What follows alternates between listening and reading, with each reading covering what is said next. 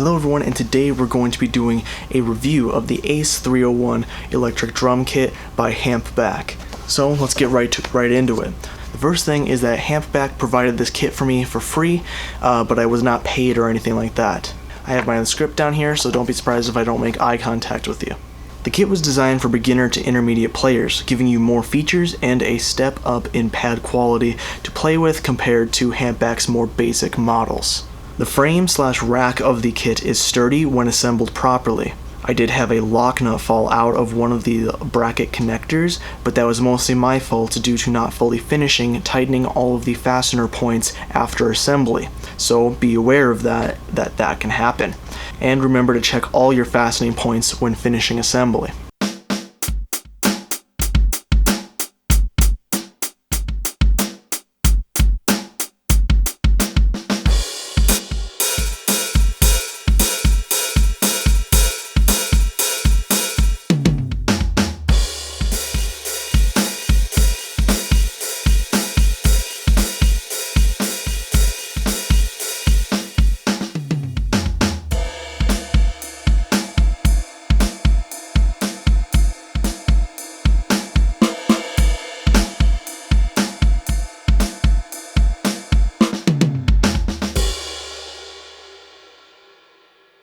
The drum pads have clamps molded and attached to them. They also feature this fixed wing screw design, which I actually find pretty cool and useful since it prevents parts from getting loose, falling from the kit, and getting lost in the process. I do not know about the long-term effectiveness of the clamp design when referring to how well it keeps everything tight, but I have had the kit for around a month or two now, and everything has stayed tight so far, though I would also hope that this would be the case on any kit for that short of a period.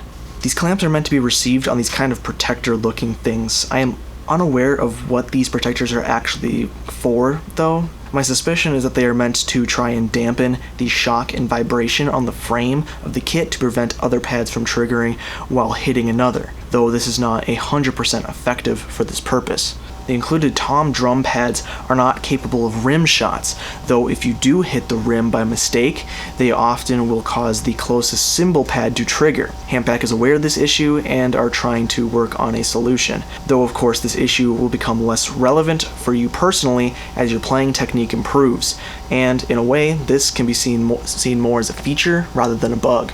This can also be combated in the settings, as the module lets you adjust a wide variety of settings, including the sensitivity and threshold of each pad. At least I'm pretty sure. I know it has those settings, I don't know about each pad, but I'm pretty sure. So this, I assume, means that you can turn the sensitivity down and maybe the threshold up on these cymbals to try and prevent this from happening if it is really a big issue for you. But I haven't personally experimented with these settings, so I can't absolutely confirm. Now this is a good time to talk about the actual pads themselves. All pad drum heads are a tight mesh style and have an open construction at the bottom. I have not been able to test and see how this construction compares volume-wise compared to other construction styles of drum pad styles, but they do seem on the quieter side based on what I can recollect. The kit comes with 3 8-inch hard rim pads meant to be your toms and 1 8-inch rubber rimmed pad meant to be your snare. This allows for the snare to have rim shots and cross-sticking sounds available, though not at the same time. They are just separate sounds available on separate sound kits, and both sounds can be activated the same way in rim shot position or cross-sticking position. The module has an expansion slot to accommodate a 4th tom drum pad. There is currently not a drum expansion kit available, so I am unaware of what will be included in the kit. Hopefully it will have all the appropriate mounting hardware included, including the weird protector ring thing. If Hampback lets me know, I will try to add it in the description.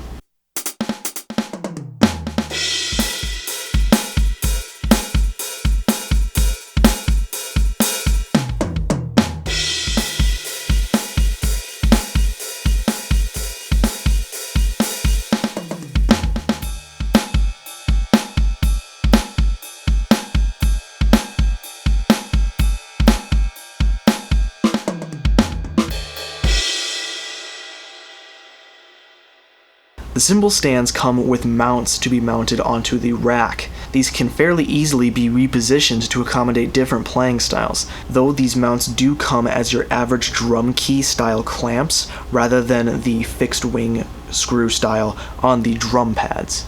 The stand poles have a lot of length compared to many other kits I've seen and have a bent style on the top, allowing them to be pushed back while maintaining proper playing and mounting angle. Though depending on who you are, this can be seen as less of a feature and more of a bug.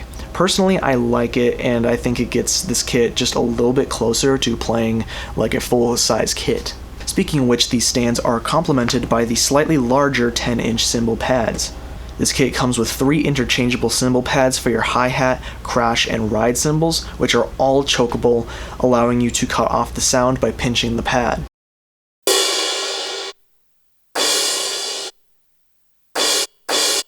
The cymbals are also dual zone cymbals, meaning you can play 2 different sounds by hitting the edge of the cymbal or the bow, meaning the upper body of the cymbal.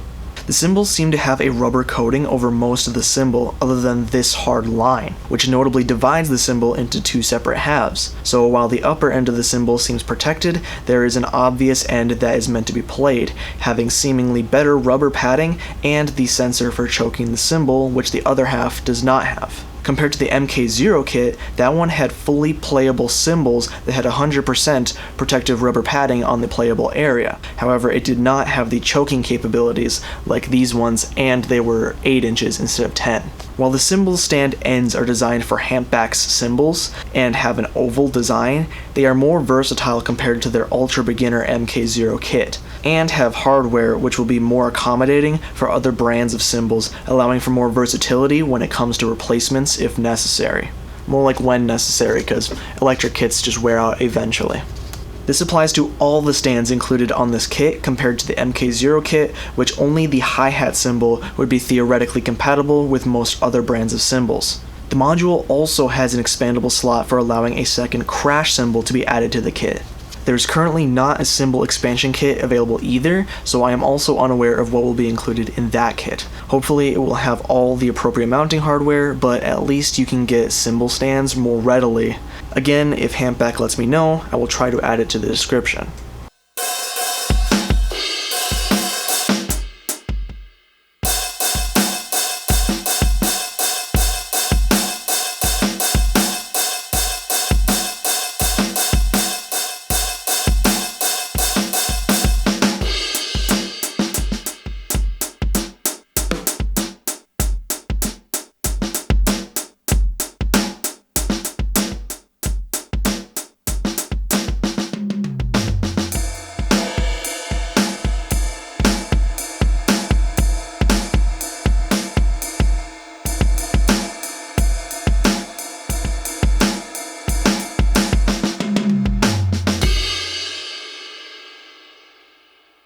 The kit comes with a kick pad that has a super durable and hard pad surface that boasts a 22 million beats tested in a durability test.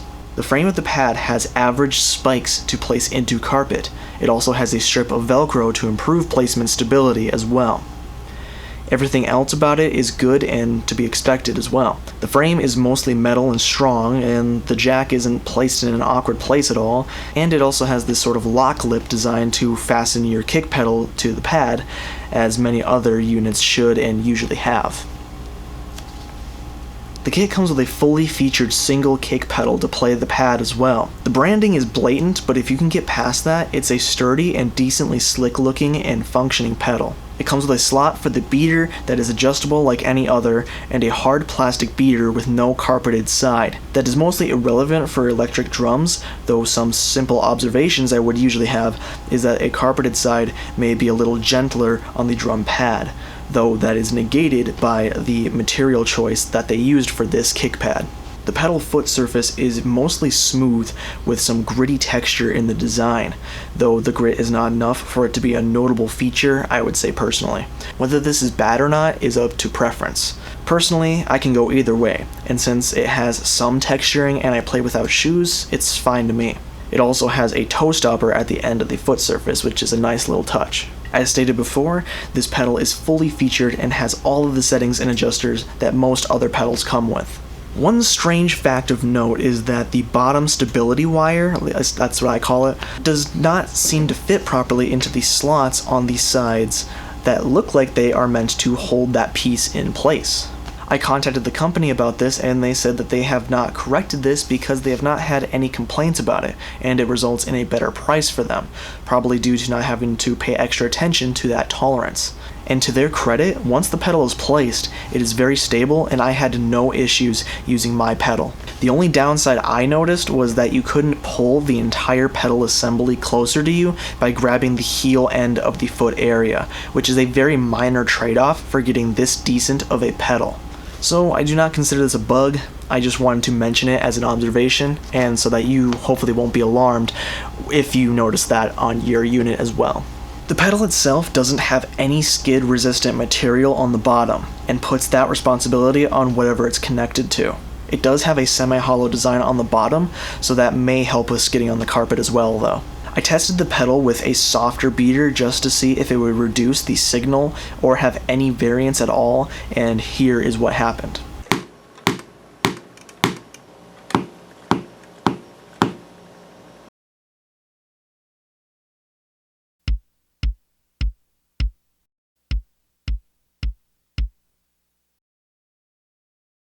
The pad also accepts a variety of average kick drum pedals. I also tested the pad with a double bass pedal to see if the signal would be any weaker due to the placement and the available width of the kick pad, and here's what happened with that.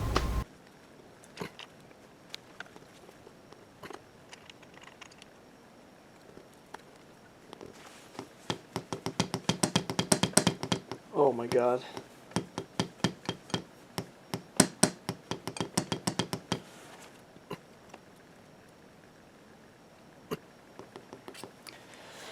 These beaters unfortunately are not ideal for this type of pad, but unfortunately this is what the pedal came with. So this is what I kind of have to use. I don't have two of the same other beaters.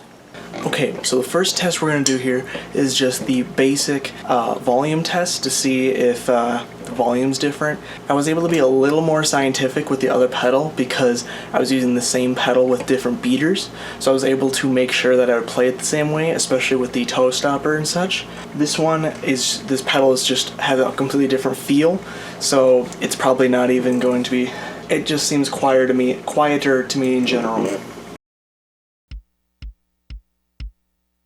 Except for this, because I've been having issues with the stand staying in place properly, and it's such a tight area that it's really hard to get both of the beaters into an area where it'll sound proper and such. So then I think this keeps getting louder occasionally, so I think that the plastic beater is hitting a little bit of the plastic rim, so that's being an issue as well.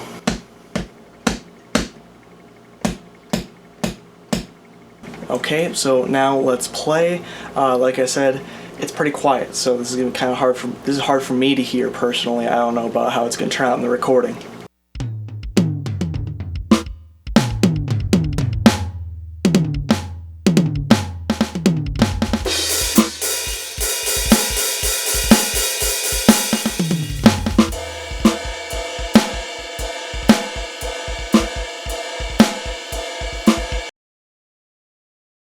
So personally, I couldn't hear anything at all. So let's change to a different kit, see if that would change anything.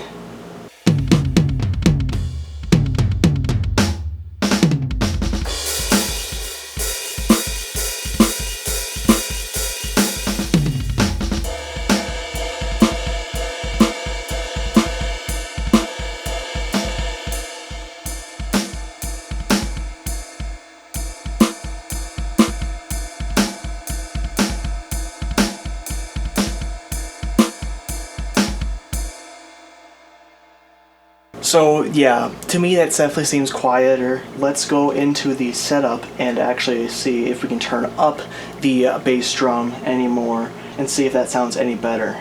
So there's not much of boost room available, so I've turned the kick drum all the way up. Let's see if I can get it to actually, if it actually makes it sound, if I can actually hear it. Sounds a little better on its own.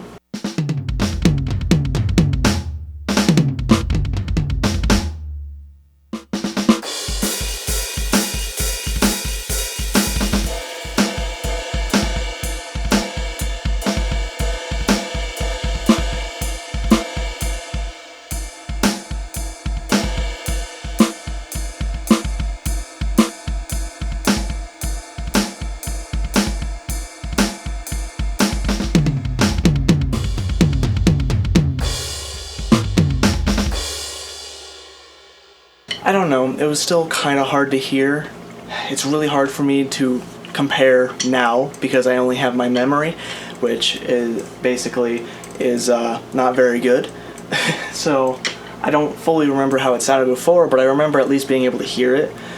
So I don't know. I think they might have done better, at least for this purpose, if they had made the pad a little bit wider in diameter, or at least made it more of a rectangle style instead of a circle.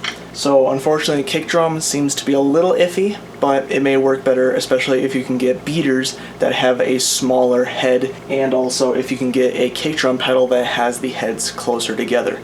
This one is it's a very affordable double bass drum pedal, so it's a little wobbly, which is not helping the situation with the rim of the drum pad, and it also has these beaters, which I'm not a super fan of, and I think that it is a little wider apart compared to my nicer double bass pedal that I have on my acoustic kit.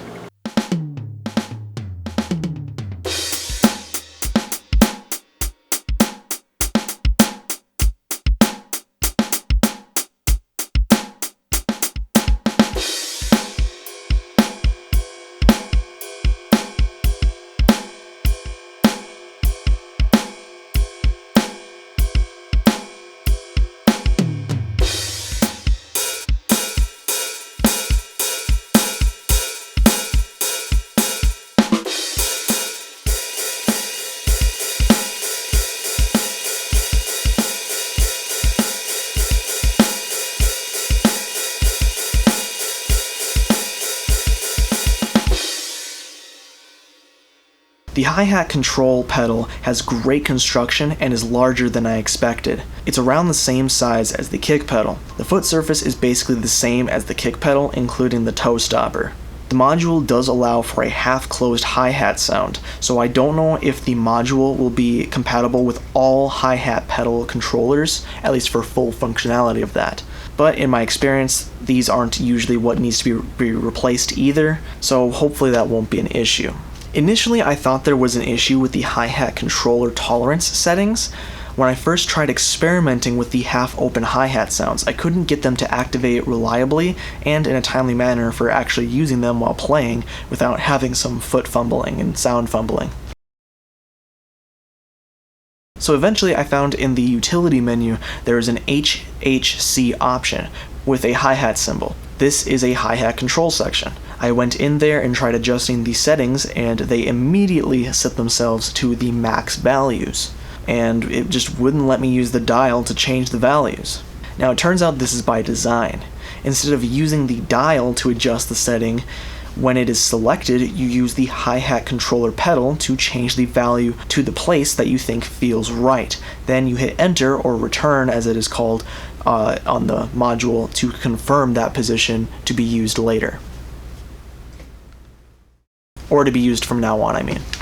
Now I have to give it to them that this is a clever and better way of setting the setting. The only problem is that I didn't really have a way to know that this was how to adjust this setting. Unless I missed it, I didn't find it in the user manual. And every setting that I adjusted before had used the big dial and maybe even the plus and minus buttons. But then you get to these settings and all of a sudden it just doesn't work because it's different. Now, like I said, this wouldn't have been such a big deal unless I had known. So I have mentioned this issue to the company, and hopefully they will at least add a section to the instruction manual explaining this for future users who haven't watched this video. But hey, you have watched this video, so now you know. Another unfortunate downside is that I asked Hampback about the possibility of firmware updates in case this last issue was a programming issue, and they say that currently there is no functionality for the module to accept updates, even through the USB cord. But I have been informed that they are working on this, and I have not gotten to the bottom of this detail quite yet either. So if there are any updates on this subject, I will try to let you know in the description. So overall, even though I personally had a major hiccup, now that I know how to use the hi-hat pedal and its configurator, I'm pretty impressed. This kit has a feature that my Roland V-Drum kit doesn't have. Granted, this kit has time on its side, but it's still cool to see.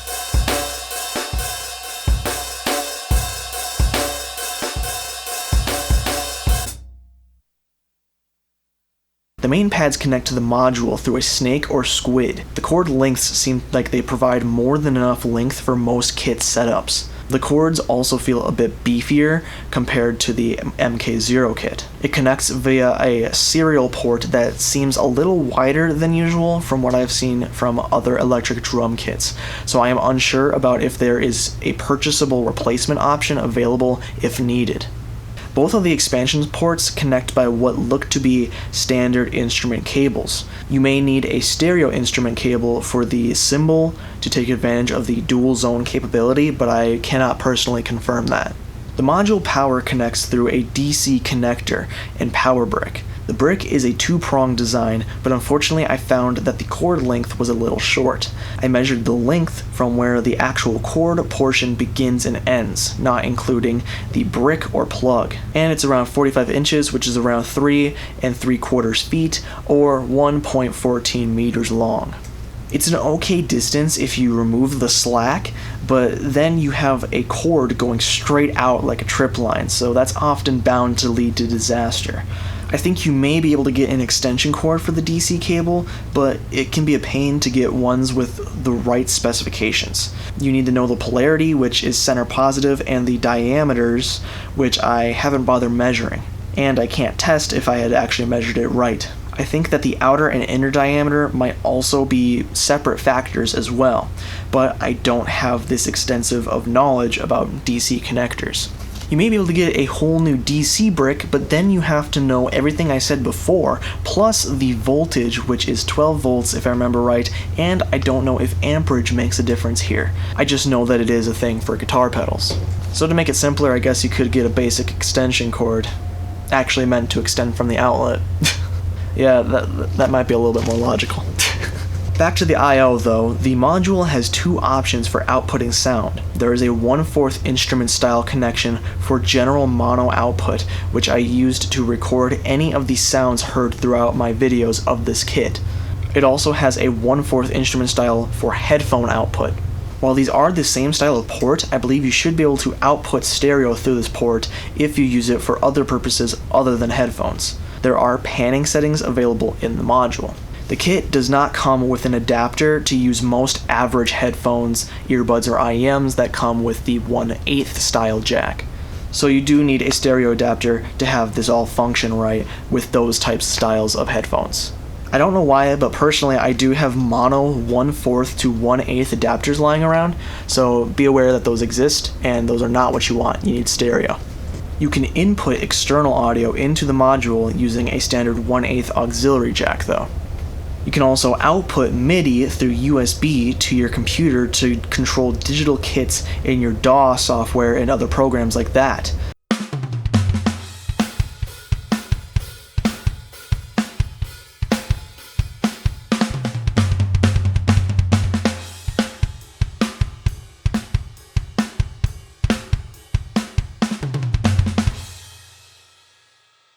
The cord is of course not included though. I want to mention that the MIDI was a highlight of this kit for me. It mostly auto-mapped the pads to the right sounds, but your mileage may vary based on software and all that sort of stuff. And I didn't notice any latency. So if you're buying this kit purely for MIDI use, you're going to be sitting pretty.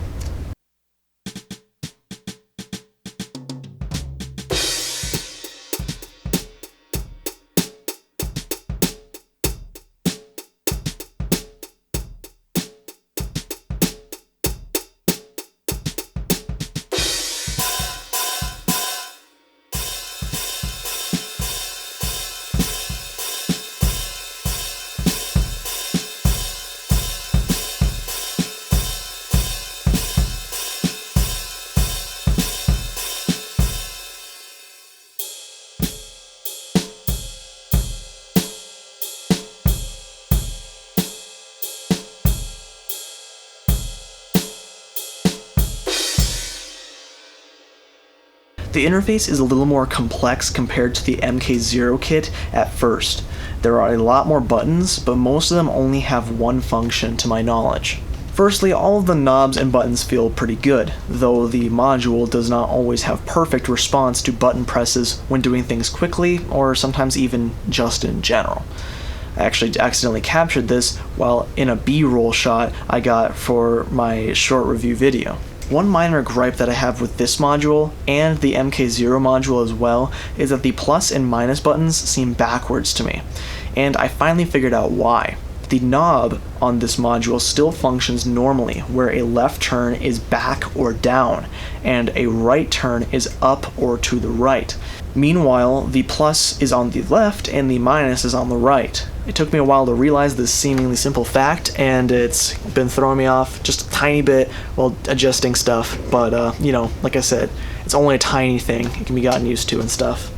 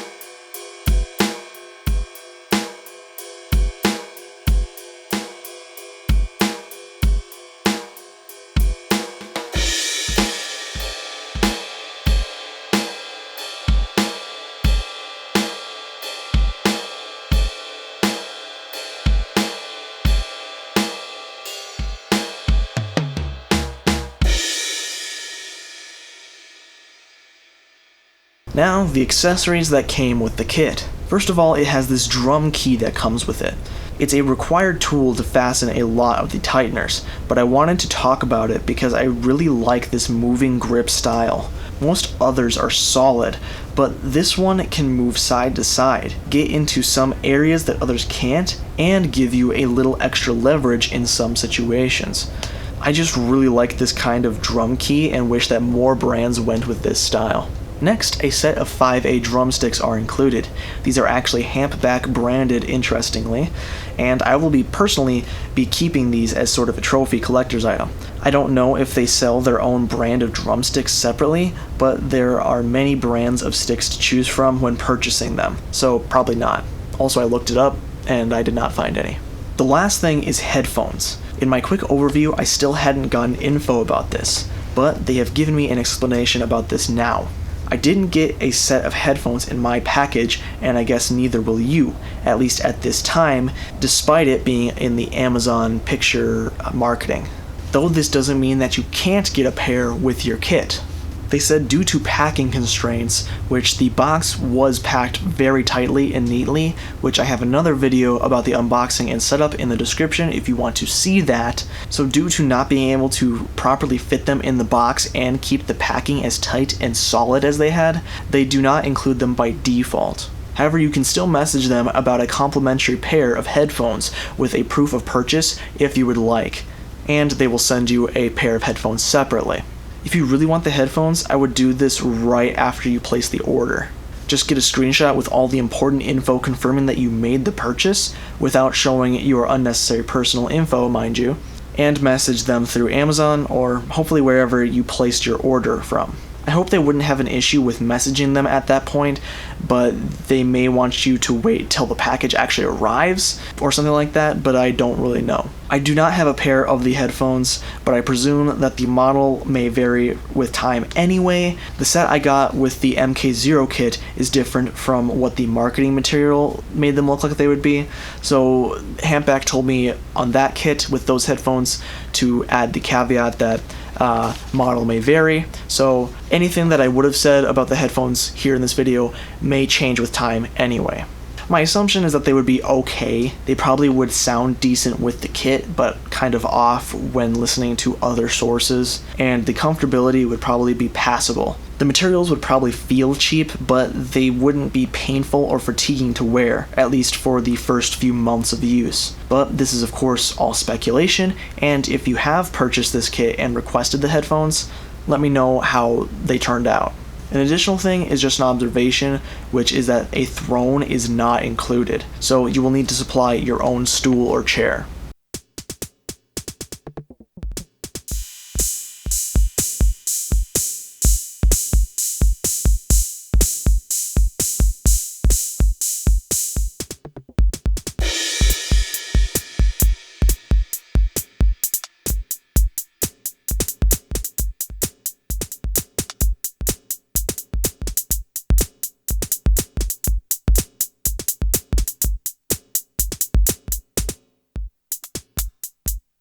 I lost the beat.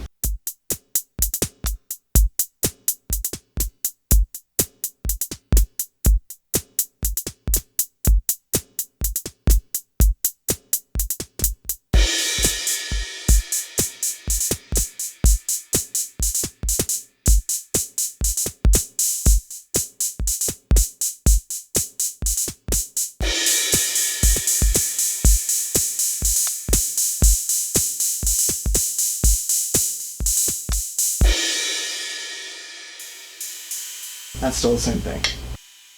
The module has 15 sound sets and 10 more extra user slots. All sound kits can be edited though, including the base 15. On all of the sound sets, the hi-hats were a bit overbearing and loud compared to the rest of the sounds, except for some of the ride sounds, which can also be on the louder side. So for most of my demos that I've already done, and for my sound sets here, I have reduced the hi-hat volume compared to the level that they would come to you by default. The module comes with 329 total sounds. The module also has 10 preloaded songs to practice along with. These are MIDI songs, granted, but this module at least allows you to have the option to have the drum sounds as a guide to try and learn and practice along with.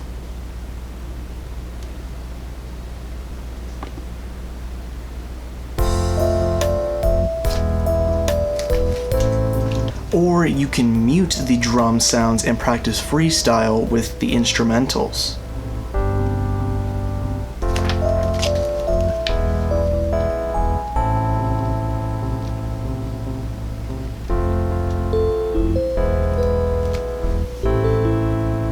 The module also, of course, has a metronome. This can be turned on and off at any time with the click button, which click is a musician term for metronome, for those who don't know.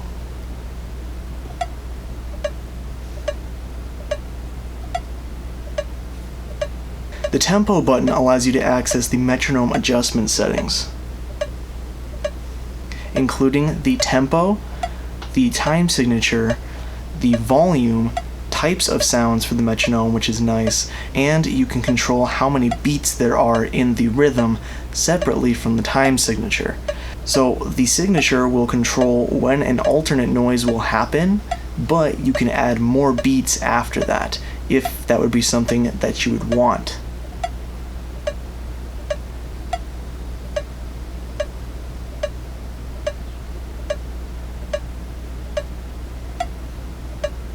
It's an interesting choice that not many people are probably going to use, but it's interesting that it's there.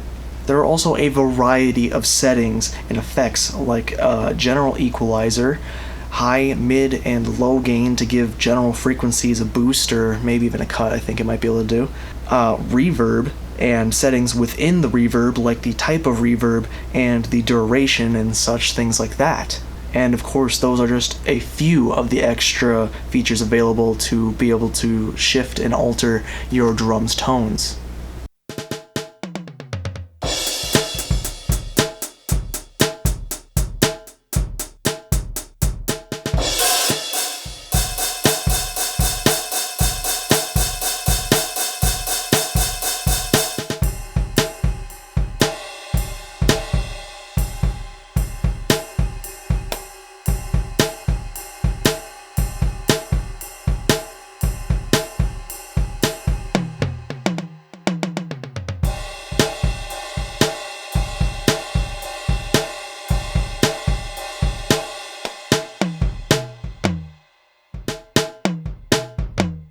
Oh my god, that was just bad.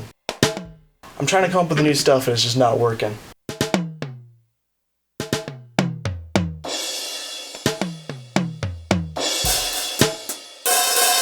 Oh, why is that so loud? Let's try that again.